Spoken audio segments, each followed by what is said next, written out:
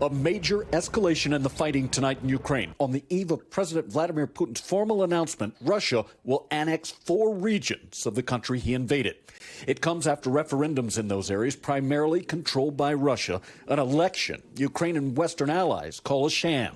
Germany's foreign minister saying many were forced to vote under pressure from armed Russian soldiers. I want to underscore that the so-called referenda in the occupied regions were conducted during active armed conflict in areas under Russian occupation and outside Ukraine's legal and constitutional framework. They cannot be called a genuine expression of the popular will. The Kremlin pushing forward with what U.S. officials call a land grab, framed by a highly successful counteroffensive from Ukraine forces in recent weeks. Moscow's Red Square prepping for the signing ceremony where Putin will speak Friday. Banners reading Donetsk, Luhansk, Zaporizhia, and Kherson, Russia. Kherson and Zaporizhia, occupied regions in the south, Luhansk and Donetsk to the east, making up about 15% of Ukraine. Right now, according to the Institute for the Study of War, Ukrainian troops are on the cusp of surrounding a key city in Donetsk, a clear indication annexation won't be the end of the fighting. Ukraine's foreign ministry dismissing the referendum, saying in a written statement, forcing people in these territories to fill out some papers at the barrel of a gun is yet another Russian crime in the course of its aggression against Ukraine, and stressing the areas remain Ukraine's sovereign territory. Well, it's one thing to say that they're annexed, and it's something else again to make it happen.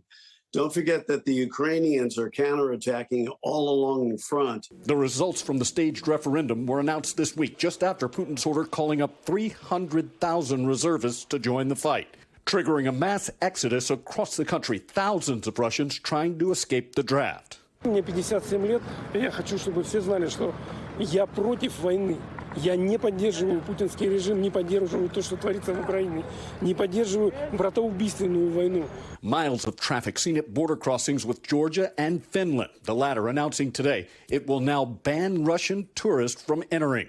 I don't recollect protest as widespread in recent memory as it has been in Russia. Those protests, as NATO investigates what it's labeled irresponsible acts of sabotage to the leaking Nord Stream 1 and 2, the pipelines that carry natural gas from Russia into Europe. Tonight here in Kyiv, President Volodymyr Zelenskyy not backing down, in fact saying that Russia will not get a new territory out of Ukraine. He has called for an emergency meeting of Ukraine's National Security and Defense Council and has repeatedly said there will be a harsh response to what he calls illegal referendums. Tom? Thanks for watching our YouTube channel. Follow today's top stories and breaking news by downloading the NBC News app.